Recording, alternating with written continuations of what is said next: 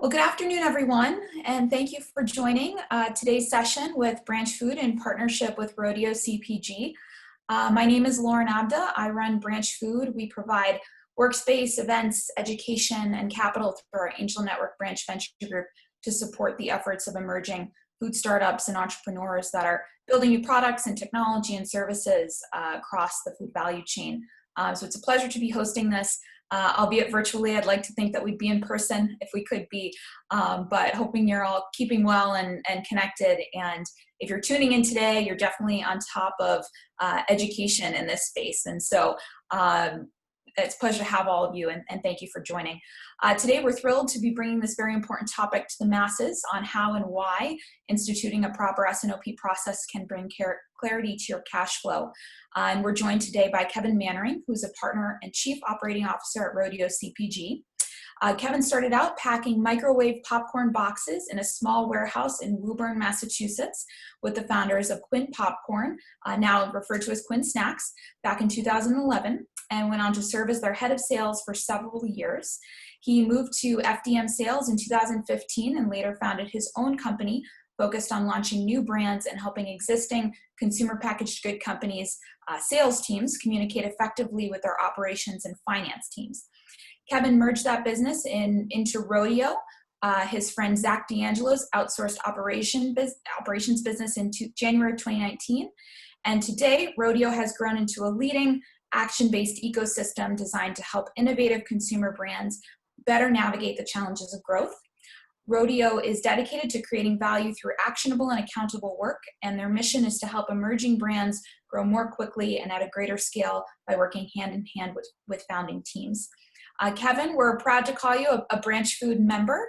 It was a pleasure to highlight your work and the whole Rodeo team yesterday in our Member Monday campaign. For those of you that don't follow Branchfood on Instagram, definitely check out the great story that they put together about their work and the brands that they're working with currently. And so without further ado, Kevin, I will turn it over to you. And just as all of the attendees know, we will be reserving time at the end of this call for Q&A. If you'd like to support questions in the meantime, please feel free to send them to me over the chat, just directly to the host. And Kevin will speak for the better part of the hour, but we will then switch to all of you to get your questions answered on this topic. So Kevin, it's a pleasure to have you. Thank you for joining us, and thank you for the great work of Rodeo. And the floor is yours. Thanks, Lauren. That was a great introduction. Thanks, everybody, for joining today for the really exciting topic of S&OP process. It is important, and we'll try and make it a little bit more lively than the title may suggest. It's certainly very important because cash is king in this business.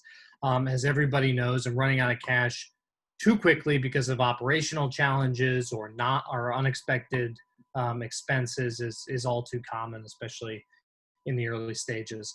I will go to the next slide if I can figure out how to. There we go. So I'll give a little introduction on Rodeo. I'll keep it brief because I know Lauren just went into it.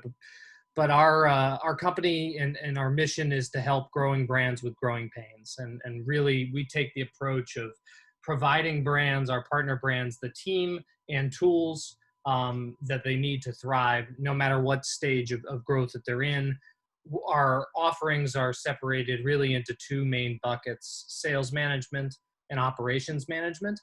And the operations management actually goes all the way back to the product development and formulation phase now, which was a great thing to add to our capacity with Robin coming on board last month. We then take brands through the co-packer, ingredient, and packaging searches.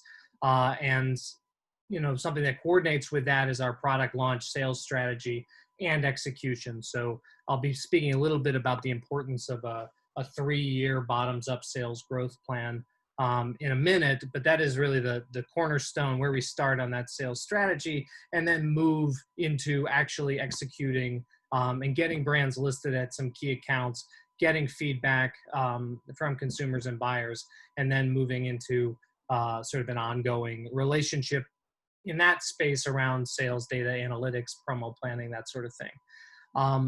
ongoing S&OP process management and ongoing supply chain management are really the core offerings what Rodeo started with, sort of outsourcing your operations.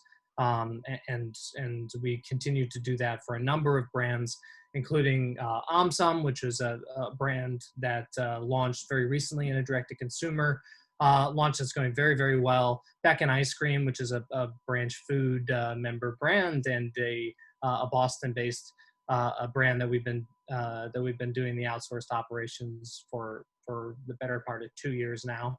And then some of you may recognize Indigo Ag and say, hey, they don't have a consumer brand. Well, we did a long year-long project with them to bring a actual concept for a consumer brand. They decided ultimately, unfortunately, not to launch the brand, but it was great getting to know that company. Obviously, very important work promoting regenerative agriculture. So some other ones on there as well. But those are the type of brands that Rodeo has worked with and continues to work with. Our team, Lauren mentioned Zach D'Angelo, who's the CEO and founder of the company. Zach founded Rodeo back in 2015, 2016 timeframe. Before that, worked with Zach Normandin on the Little Duck Organics project, which they ended up selling to investors, then worked on numerous brands. From there, Zach's an active investor in the space. We do have a Rodeo Capital, which Zach runs with a partner as well that invests in early stage brands. There's me. Lauren gave my background. No need to expand upon that. We have a couple of other really good people I want to mention first here in our leadership team. Rob Maxwell spent over 20 years at Whole Foods Market and then went on to be COO and CEO of Grandy Oats. He runs our growth and strategy planning engagements. James Mannering is, after worldwide search, I plucked him, my younger brother, from a life of exciting management consulting at KPMG, and he's done a lot to help build sort of the models that we run our offerings on. CV Howe, another worldwide search. He was the head of operations over at Quinn Snacks for over 7 years, and my partner in crime when we started. Did not do an S&OP process.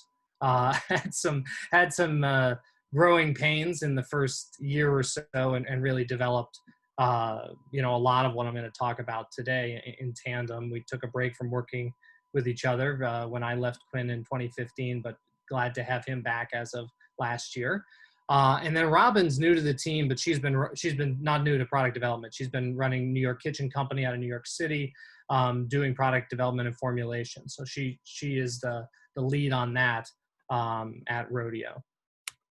So let's get into the topic at hand without further ado. And S&OP, what does it stand for? I'm going to start with some sort of definitions because I'm going to throw these terms out pretty loosely, and it's helpful, I think, to be grounded on it. And Lauren, this presentation I do have in PDF form that I can share. We can share with the group afterwards. We also have a checklist at the end, which I think is really would be really helpful.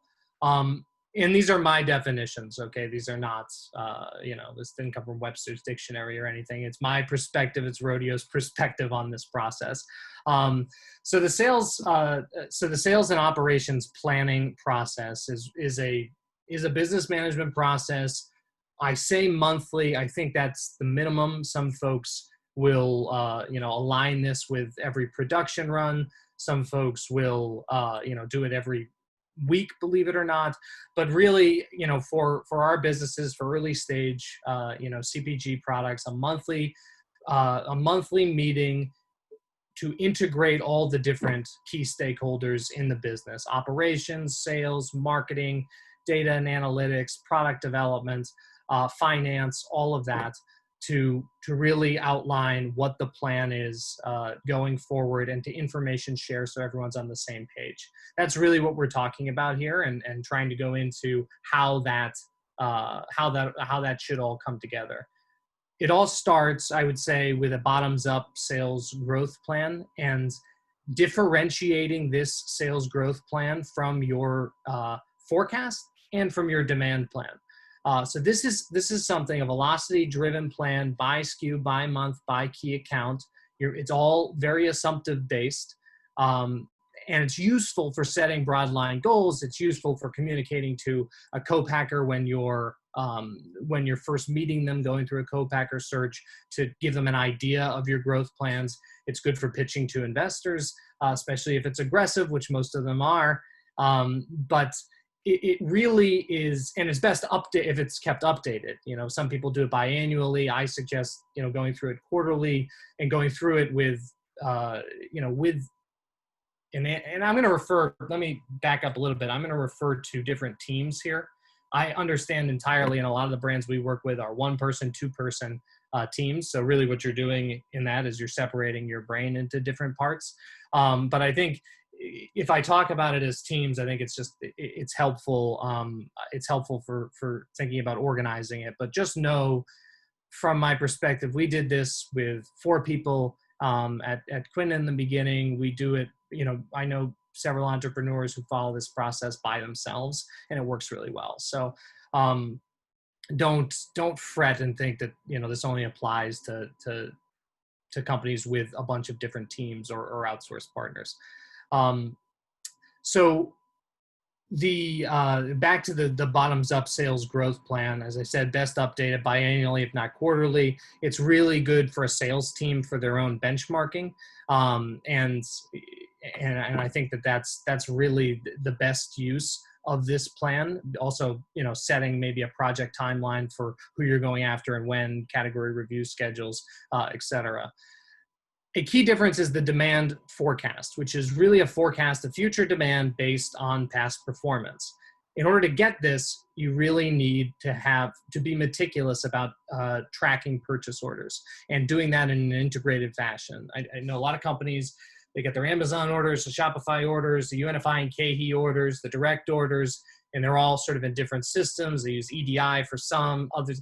There needs to be a process by which that all gets integrated into a PO tracker, because from there, a demand forecast, a demand baseline forecast is possible, and it's super helpful to creating a demand plan, which is our next piece here. A demand plan, as I call it, is the result of a good S&OP meeting. So it takes that baseline forecast, and it takes any new and pertinent information from sales and marketing. Hey, we're going into Whole Foods with these 4 SKUs next month. Hopefully it's not next month. Hopefully it's in 3 months if you're bringing it to an S&OP meeting. From the research development teams in terms of new product timeline launches, all of that. Some other examples, discontinuations are important to know about. Any significant promotions that are coming up, any marketing events, changes to the product launch timeline, as I mentioned before. All of that allows an operator to sit in their sort of control seat and add things in or take things away from their baseline demand forecast. I think it's really important to differentiate those things. It's a common mistake to try and do everything within the bottoms up forecast. So use everything for what it's meant to be used for. If we've got a good demand plan, we're feeling good about that after the S&OP, we can then move into doing our production planning, and then of course the material requirements planning from there, and all of the procurement of the raw materials to actually make that production plan happen. So those are really the high level definitions. It's a lot of words, but I think it'd be helpful as a takeaway. This is hopefully a little bit easier to follow along with. So I see it as the preparation stage, the meeting stage, and then what happens after the meeting, the sort of post-meeting stage. So for sales, marketing, and analytics teams, it's very, very important to have an organized system. I know organization and sales and marketing and analytics a little different, but sales and marketing, for them to be able to for you to be able to collect from anyone doing your frontline sales and from yourself in those cases, the SKUs, the launch date, the projected velocity for that account, what distributor it's going through, what distribution center it's going through, and how are we receiving the orders. all of that sort of stuff, it sounds rudimentary, but a lot of times information is shared. And I bet there's a lot of people on this call that have had it this way, that brokers or outsourced sales management agencies, people like me back when I was at FDM for sure, would be very, very excited about having secured new business. And you know, we would say we got into Target with 3 SKUs. It's really great for sort of a celebratory text message, but there needs to be a system in place. And Rodeo has one for our clients. We use an online WordPress portal, but it really is just a matter of collecting this pertinent information so that you can be prepared, and then compiling it all together, and then you're prepared from the sales and marketing perspective for the S&OP meeting. Obviously, the research and development, product development team, keeping an updated timeline. A lot of people, you know, this is not a problem that we see a lot of the time. However, one of the things that I do see a lot on this is the product development team communicates very often with the operations team around, you know, when are we doing our trial run? When are we doing our first production run and all of that? But that doesn't connect back to sales and marketing, who are, you know, looking at when, you know, they need samples to present to a buyer so that there's some place to sell this product once it's actually produced. So aligning all of those timelines, getting everybody together, and coming in with a proper timeline for this meeting is very important. And then the operations team has a lot of work to do after the meeting, but going into the meeting, it's really about having that integrated PO tracker and level setting expectations, especially from the sales and marketing side, about this is what we're actually selling, guys. This is our actual baseline. So what am I layering? What am I layering on top of that, or what am I taking away? In the meeting, it's about collaboration, coordination, and communication. You know, making sure that everybody interacts with everybody. From the operations standpoint, the post-meeting is updating that demand plan based on the information, making sure you roll it into your production plan, making sure that that production plan update is communicated with the co-packer and everyone downstream, and then updating your materials plan based on the new production plan so that you can procure the right amount of ingredients.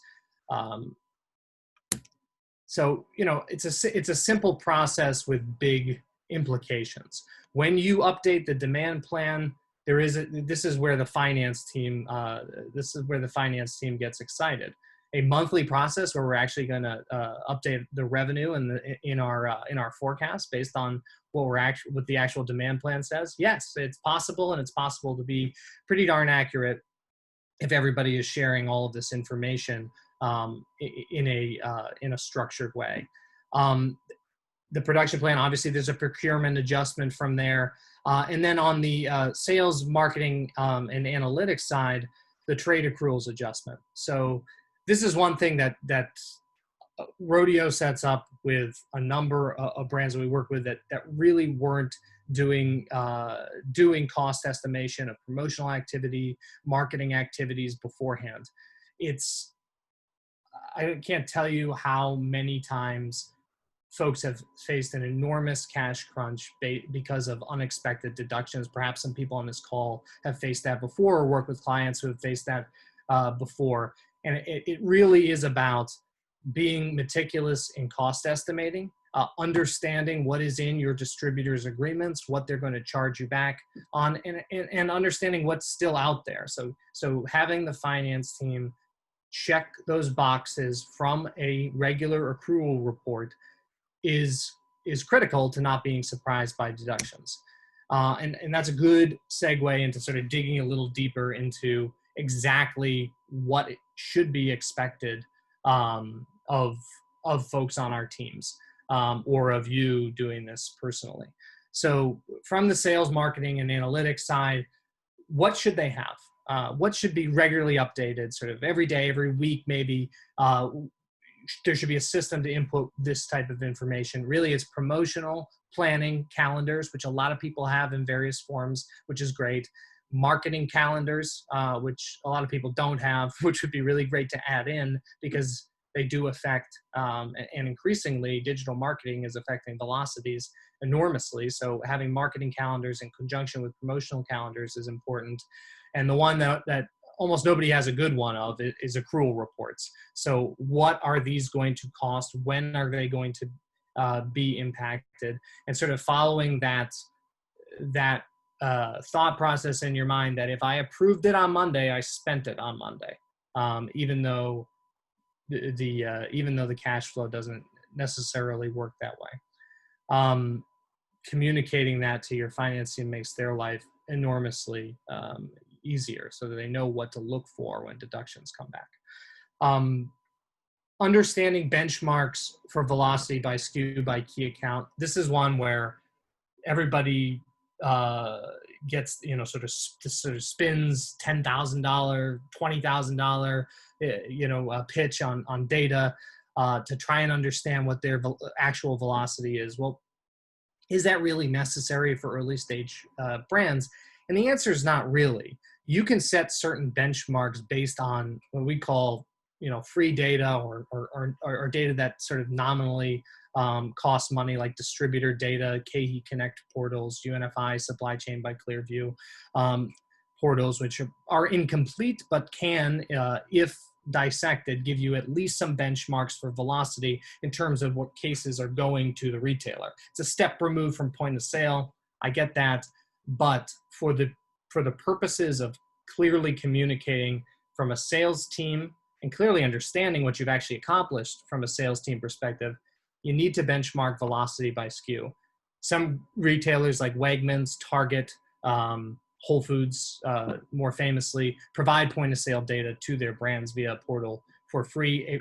If you're selling in any of those accounts and you don't have access to point of sale data, shoot me a note. I'd be happy to let you know how that works.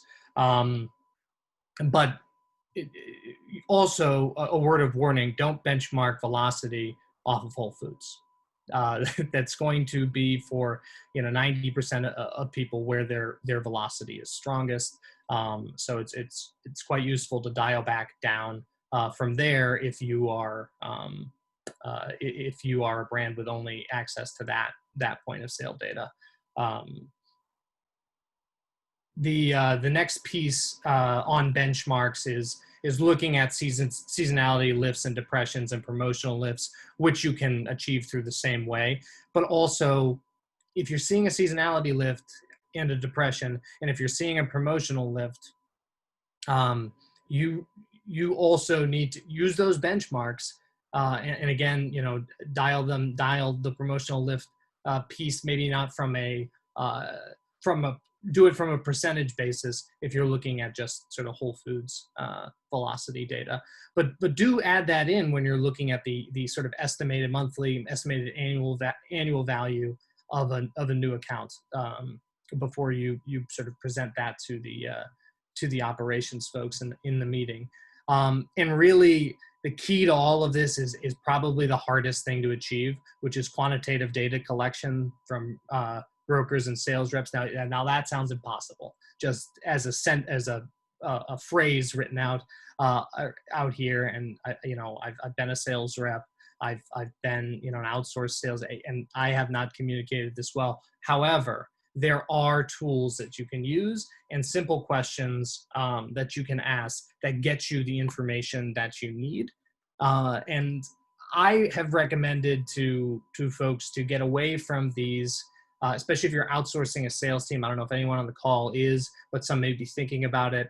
There's sort of this standard, whether it's once every 2 weeks or once a month, go through the account list and ask, sort of where they are on progress on those accounts, and you get a bunch of qualitative information, which can be helpful in sort of assessing, whether or not we're actually making progress and getting into these places.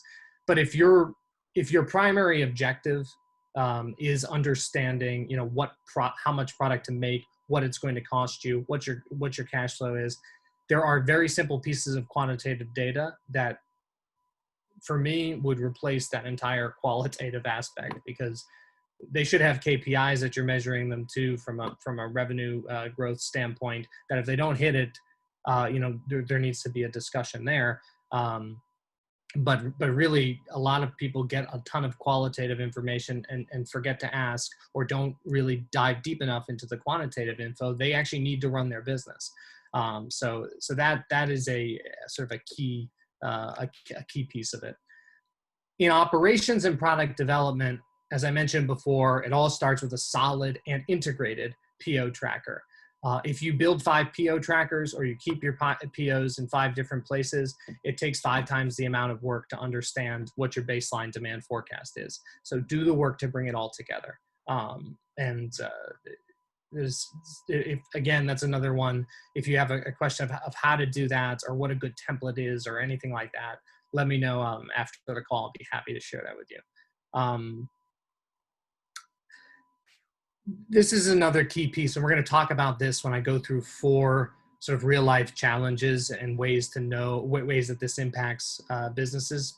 But understanding your inventory, your finished good inventory, not just held in your warehouse, but held in your distributor partners' warehouses or retailer warehouses, if you're going direct to places like Walmart, H-E-B, Kroger, Target, etc. For UNFI and KE, I think it's much more important than it is for the direct retail customers, because they do a better job at optimizing inventory.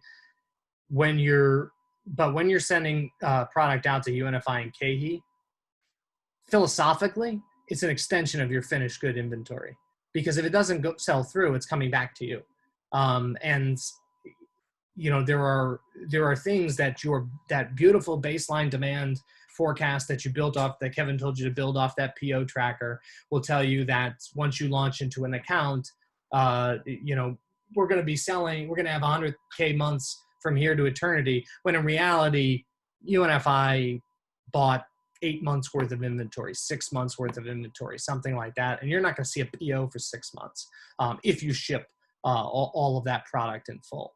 So you can see how understanding from having those velocity benchmarks and having the quantitative data of how many stores you're going into, you can have an intelligent conversation with your distributor partner about how much they actually think should be in there, not just what the key account manager keyed in to the advanced order management with KE or the planned demand for UNFI. So being armed with that knowledge, trust me, leads to much more productive conversations with UNFI buyers. Now, I'm not saying you should push back on every single PO, or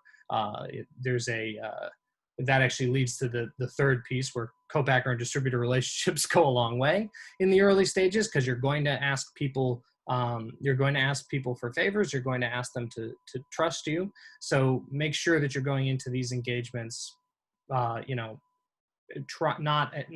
adversarial way. Seen that tact pulled quite often, and it never really ends up particularly well. Now, there's times when you need to be tough, especially when you're sure with the numbers. But first get sure with the numbers. And then I think once you start having those types of conversations, things go a little bit better, and you get a little bit more your way. But at the end of the day, distributors and co-packers, people respond to incentives. They're going to follow their own incentives. They're a business. So you need to know what your best outcome is. And push for that, not just be reactive to what people are asking for from you. So the integration, and this is the last bit here, on the product development team, the integration with sales, marketing, and analytics around launch expectations is critical. We'll talk about this in the examples in a second, so I won't go into too much more detail about this, except for that brand that does the minimum order quantity at the co-packer for a first production run, and then hires a sales team or a broker team to go sell it. And by the time everything, all your paperwork's in with UNFI and KE, and maybe you've got an account to say yes, everything you've made is below the sort of minimum shelf life that those distributors will require, and you've got a bunch of useless product you can't sell anywhere, and all your cash is tied up in it. Really bad place to be, and happens more often than not. So if you're just launching your brand, figure out who's gonna if it's gonna be you, that's great. But make sure you know where product's going before it gets produced. Believe it or not, some great brands, $10-12 million brands that we've worked with, I'm not going to name any names, go through an entire product development process without looping in sales until about a month before, and it's just not going to work. So where it goes wrong, I got 4 key pieces here of where it goes wrong, real life examples. Spoilage deductions from a distributor. I wish we were in person so I could do a show of hands on that, on all of these really.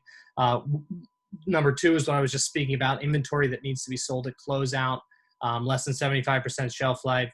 Some distributors do still have 50, 60%. Most are up to 75%. This is one that's coming up more and more, and I'm not sure why, but negative balance with the distributor that requires a brand to cut a check. I understand why it happens. I'm not understanding why it comes up more and more. But what we're seeing is a lot of people, a lot of brands out there are launching into an account, say Sprouts, nationwide, awesome, huge POs. And then they're getting paid for those POs. A lot of times they're midstream with a distributor at this point. They get paid for those POs. And then number 1, the POs are probably a little bit too much. And number 2, the free fill or the slotting gets deducted after you've already been paid. So this ties into the promotional accruals. I mean, slotting and free fills and new item launches need to be a part of that report to the finance team. Otherwise, that's just going to seem like a $75,000 check, $80,000 check that you have to write out of nowhere, which I don't know anybody for who that's not a big deal. And then finally here, the example of the purchase order that can't be fulfilled due to low inventory levels. So we will dig into the spoilage deduction one now. So when we see spoilage deductions, this is kind of the process that Rodeo goes through, because brands come to us a lot of time when things, either before they launch, which is great, or when things sort of go off the rails and they want to clean up their processes.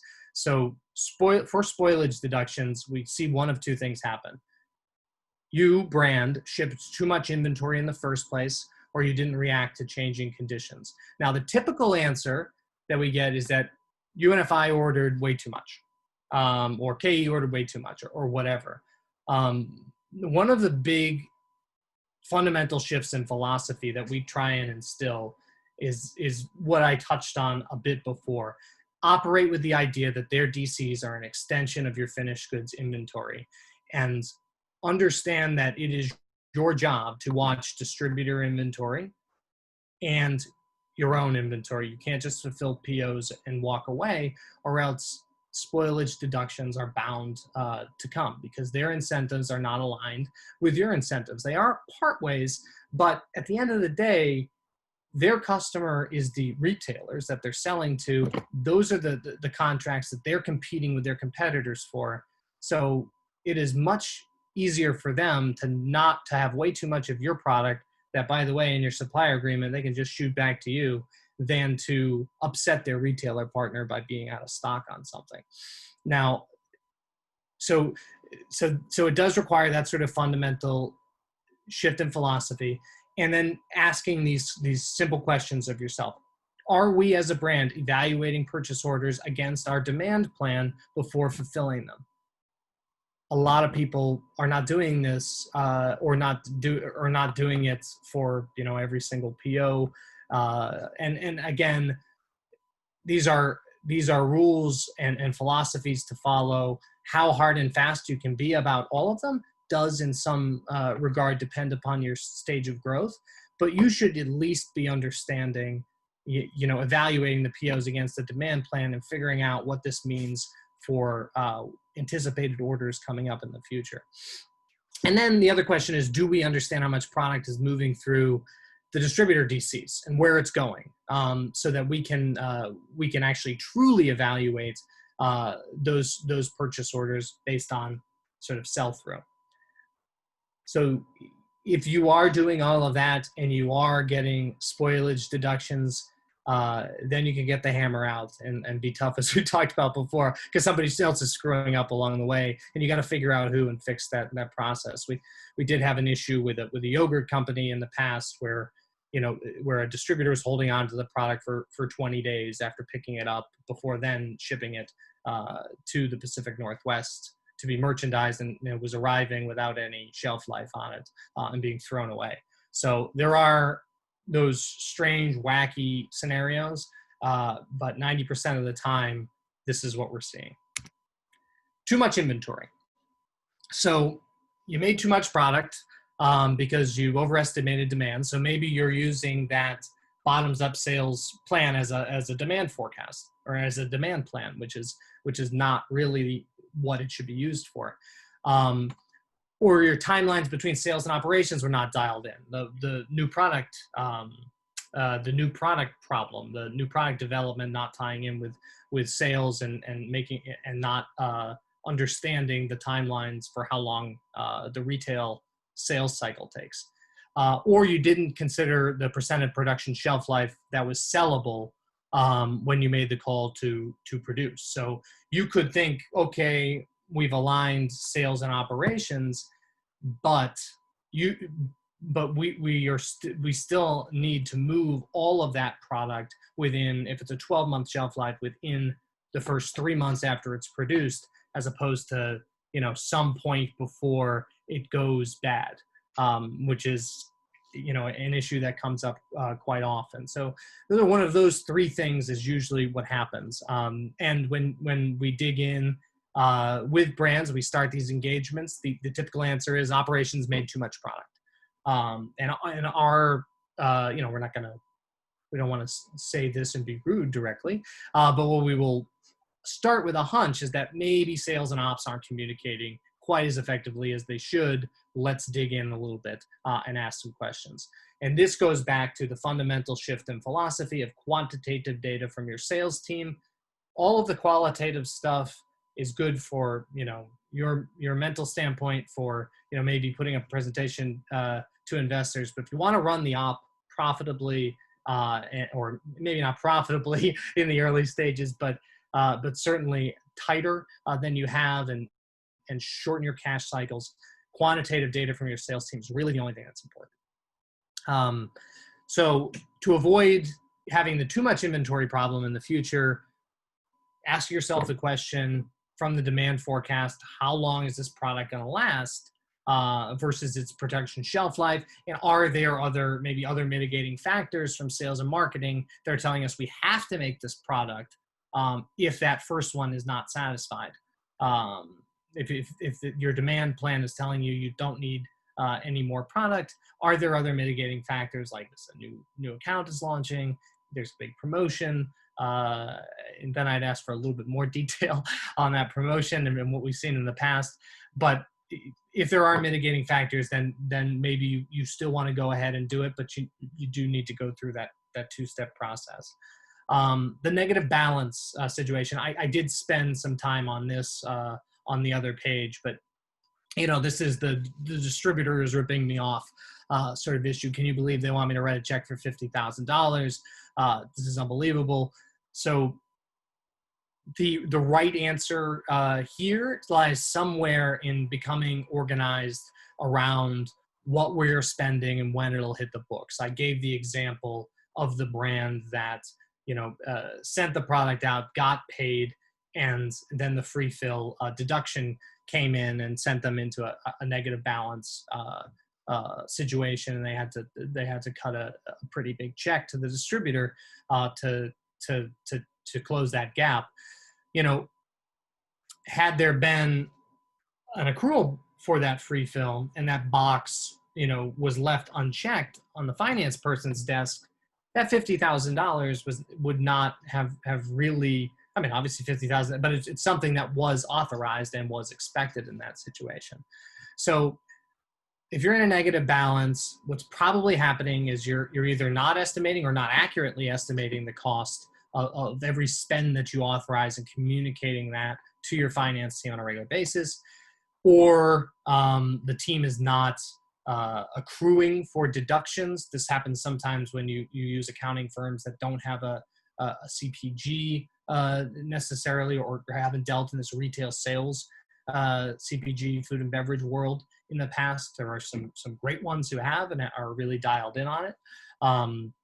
But there are also some freelancers or bookkeepers or whatever that there's no reason they should know this. But it is crucial that whoever you're using does know this. And then the other example, which I beat to death there, is the third. The fundamental shift in philosophy, I touched on this earlier. If you spent the money, if you authorized the spend on Monday, you spent the money on Monday. Let's turn that over to the finance team and say, this is coming, and let's not act like, we're playing games with the cash. And this is really a struggle, because it may cause people to accelerate their fundraising strategies. It may cause people to secure some other sort of financing, but it doesn't, which may have sort of a negative impact on how they're viewing success in the business. But it doesn't change the fact that you're going to be running out of money more quickly if you're not honest with yourself about what you've spent. And maybe it is, if you want to retain 100% control, or you want to raise money next year, perhaps you need to change your spending priorities, or go after accounts or partner with accounts that and slow growth as a result, that don't charge as exorbitantly as some of the most popular ones. So to avoid the negative balance in the future, do the accrual report, do it monthly. Don't do it quarterly, or trying to track down all that stuff is crazy. And it's a huge project at the beginning if you haven't been doing it, but get in the habit. And then, also you can draw a floor. This is sort of on the scale of, I don't want to spend my entire month doing an S&OP process, Kev, like what we do. So finding a happy medium that says anything I'm spending over $1,000 maybe is going to the is going to the finance team. And then is my finance team operating properly, which they should be. Too little inventory. So this is an issue where you're getting purchase orders coming in from distributors that you did not expect, or it's way it's more than what you have in stock.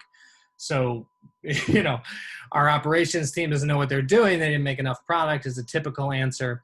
And again, we're looking at, let's check the box of sales and ops needing to communicate on these things, and making sure we have a proper demand plan. We're not just going by a demand forecast without some sales input. We're not just going by the sales forecast. Which if you went by the sales forecast, let's just be honest, you'd never have too little inventory.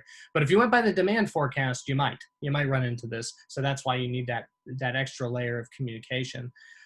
But the one that's new here in the too little inventory is the distributor is over ordering. And it may be a warning sign of future example number one, where we're getting spoilage deductions. So really, really important to understand everything and have that data-driven conversation. If you do think your distributor is over ordering and say it's an OI period, the answer is they are. And you need to, it just depends upon, what scale they're over ordering. But that is part of their business model, to buy your product on deal and sell a portion of it for full price. And I don't think anybody hides that. If you sign up for off-invoice promotions, this is what they're going to do. And you need to, have a conversation there to figure out what you need to build into your pricing in order to offset that cost for your business. And also, right size, what can you get away with in terms of right sizing the POs? Like, hey, don't buy 6 months. Can we buy, 2.5 months of inventory here, understanding that we don't want to run out of stock during our promotions, and giving them some buffer because they're only going to be allowed to operate within certain guidelines. So there are ways to navigate these things. It's why it's important to maintain a positive but firm and numbers driven relationship with your distributor partners. So when we're at these three questions here, just really go into, again, what you need to ask yourself if you are experiencing this problem. So I've alluded to this a couple of times already. If you're one person sitting there doing all of these things, God bless you. Entrepreneurship is not easy at all. But what I have coming up next are, from the sales, marketing, analytics side and the operations and product development side, checklists for what you can go through. And if you are one person entrepreneurs, I think these checklists are super helpful to just make sure, am I thinking about all of these things? Am I consciously spending a little bit less time on this because I know that it's not as important right now at my stage of growth? But just making sure you're not flying willy-nilly, because at some point, if you're growing a CPG food and beverage business, being dialed in on all of these things is going to be a real important piece of surviving what they call that valley of death between, whatever it is, 1 million, 5 million, it all depends. But surviving that area where a lot of brands go under through cash crunches, can't raise that next round.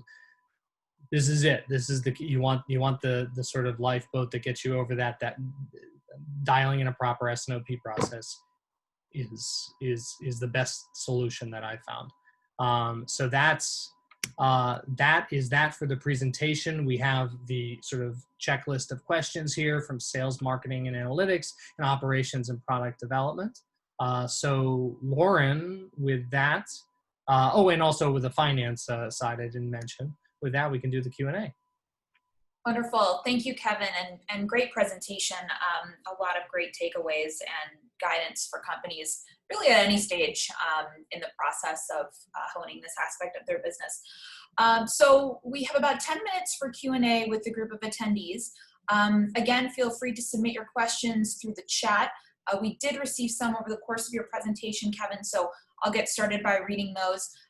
Additionally, for anyone whose question I'm relaying, if you would like to provide further context after I've recited it, that would be helpful to get at the core of the question you've asked.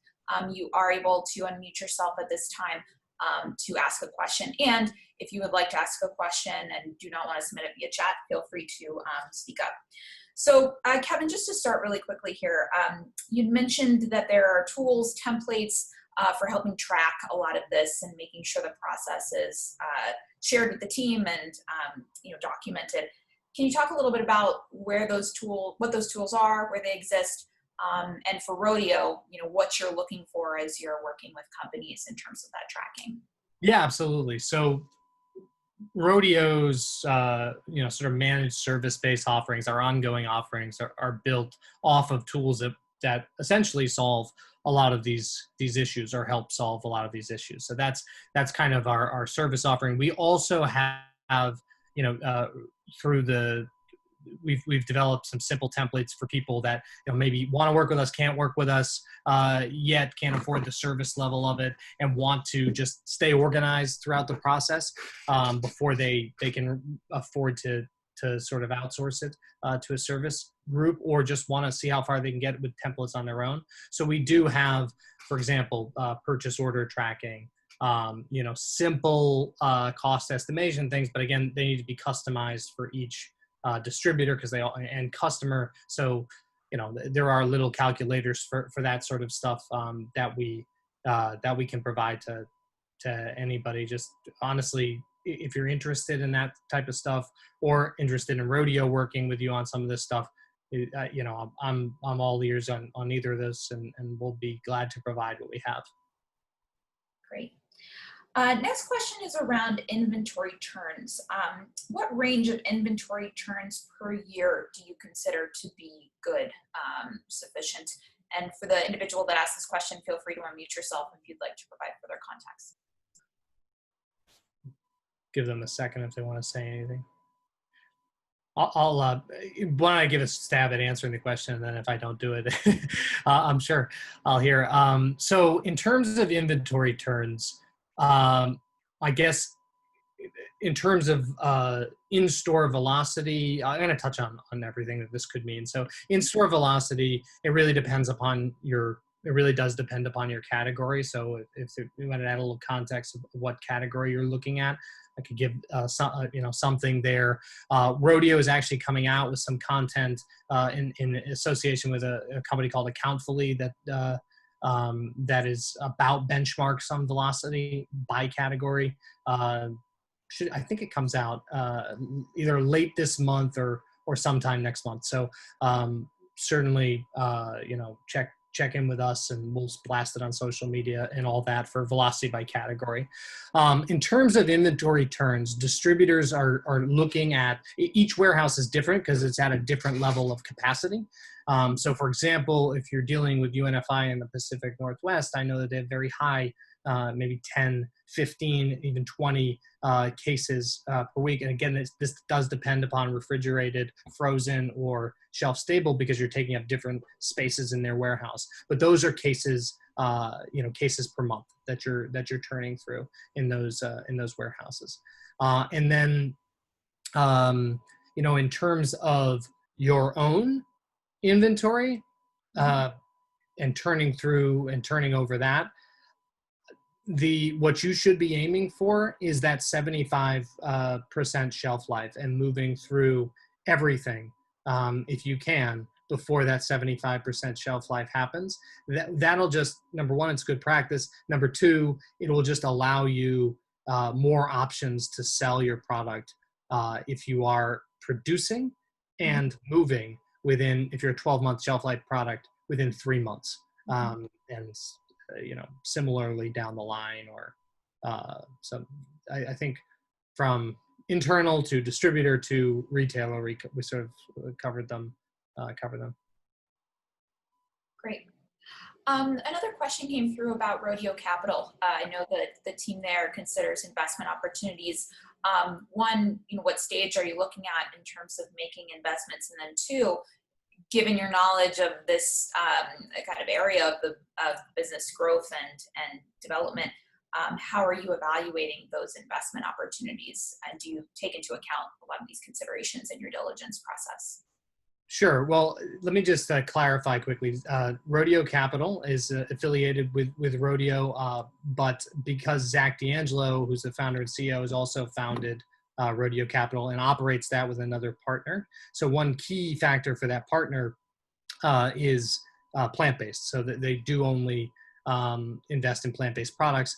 Another, so if you are interested in getting your product considered there, Zachary at rodeocpg.com, his contact is in this, would be the person to talk to. The one thing I will say on their investment thesis is that they are looking for a lot of what I just presented in terms of the business operations.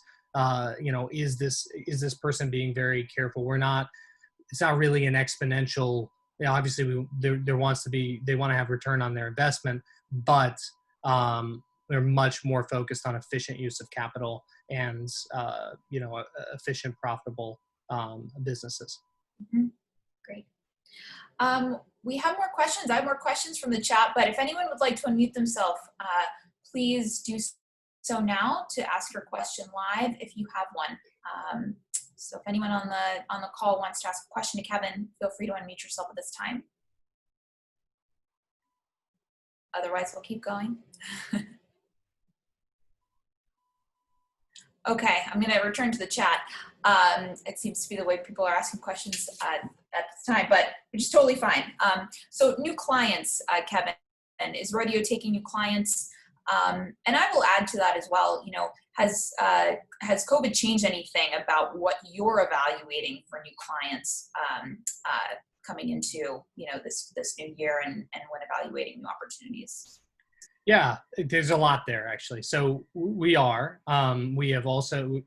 have two people that we have hired, three if you count Robin in the last 2 months, and brought onto the team.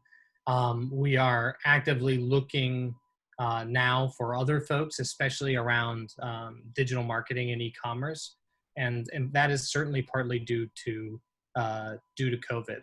I mean, our philosophy is really that, when you dig in with brands, there's not a hard line for a brand owner of, I need to separate my retail and my digital. And that reflects reality, especially now in COVID, when I get groceries most of the time from the Star Market in Belmont, Mass, and I do my shopping entirely on Instacart's interface. Mhm. I haven't been in the store in 5 months. So it just comes right to the door. So if you're not digitally merchandised, you're missing me. And I think that's becoming, I say it's becoming, I think it's been a thing for a long time. And then people are really starting to adapt to that. But yeah, we've been adding to our operations team a lot. A lot of folks had struggles on supply chain, on co-packers that had to drop them from their line because they were making space for another bigger CPG company that they were back up for or needed more time.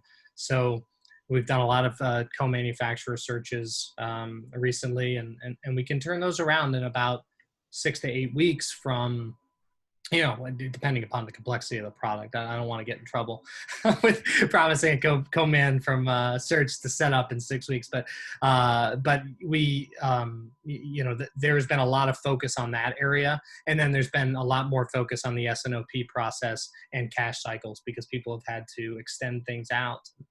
I feel really bad for brands who had a June or July fundraise close date planned, and we're just getting started with everything in January to meet that because it's been very difficult. Yeah. Well, we are a minute away from 2 o'clock. So Kevin, want to thank you so much for this fantastic presentation, answering attendee questions, and being here to share more about this very large part of running a successful food enterprise. So thank you for your time, and it's been a pleasure to work with Rodeo over the years and connect you guys with brands in the Branchfood network that could really use your support and services. How can people get in touch with you going forward if they have questions or want to learn more about your services? So I do have one more slide on this. Kevin at rodeocpg.com is probably the best way to do it, and I normally reply within 2 hours. I'll give myself some time, but pretty quickly. Great. And if anyone on the call would like a connection, I'm happy to be that bridge here at Branchfood. So please just let us know. Lastly, all attendees of this call will get the checklist that Kevin illustrated here. This deck, a recording of the session, will be available on YouTube as well. So look out for that follow-up email in the coming days. And we're thrilled to have all of you. Thank you again, Kevin, for conducting this session. And if you have any further feedback as well for Branchfood and how we can be better supporting your work during the time of COVID, we look forward to hearing it and being that helpful assistance here as we all navigate these uncharted territories together. So thank you all for attending, and we look forward to reconnecting again soon. Our next event is our community table, upcoming on Thursday of next week from noon to 1. Connect with the food community to learn more about what's happening in Boston and beyond, and continue to seek resources to support your efforts at this time. So hopefully we will have this email out to all of you as a follow-up to this session before then, but if not, join us there as well. So thank you again, and have a nice day, everybody. Thanks, Lynn. Thanks.